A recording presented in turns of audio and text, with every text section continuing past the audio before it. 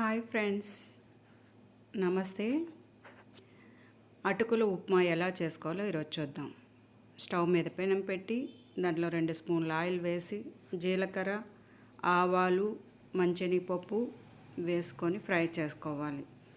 Fry అయ్యాక పచ్చిమిర్చి, కరివేపాకు, ఉచి పచ్చిగా దంచిన తెల్లగడ్డ వేసుకొని ఫ్రై చేసుకోవాలి. ఫ్రై చేసుకొని అలా ఫ్రై చేసుకుంటూ కొద్దిగా ఫ్రై అవ్వాలి ఫ్రెండ్స్. ఫ్రై అయ్యాక మళ్ళీ మనం ఆనియన్స్ వేసుకోవాలి. చిన్న చిన్నవిగా కట్ చేసుకోవాలి. మరీ పెద్దవి కట్ చేసుకుంటే బాగోదు, ఇంకా చిన్నవి కట్ చేసుకోవాలి. నేను అలా కట్ చేసుకున్నాను. మీకు కావాల్సిన సైజులో మీరు కట్ చేసుకోండి. ఇలా బ్రౌన్ కలర్ చేంజ్ అయ్యాక సాల్ట్ వేసుకున్నామా, తర్వాత కలబెట్టి తర్వాత పసుపు వేసుకోవాలి ఫ్రెండ్స్. పసుపు వేసేసి లాస్ట్ ఫైనల్ స్టేజ్కి వచ్చింది.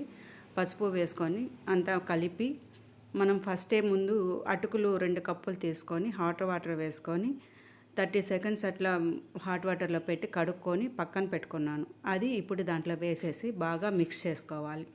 బాగా కలబెట్టుకున్నాక బాగా అటుకుల ఉప్మా రెడీ అయిపోతుంది. అటుకుల ఉప్మా రెడీ అయిపోయింది. ఫైనల్లో కొత్తిమీర లేదని నేను పుదీనా వేశాను ఫ్రెండ్స్. Please subscribe.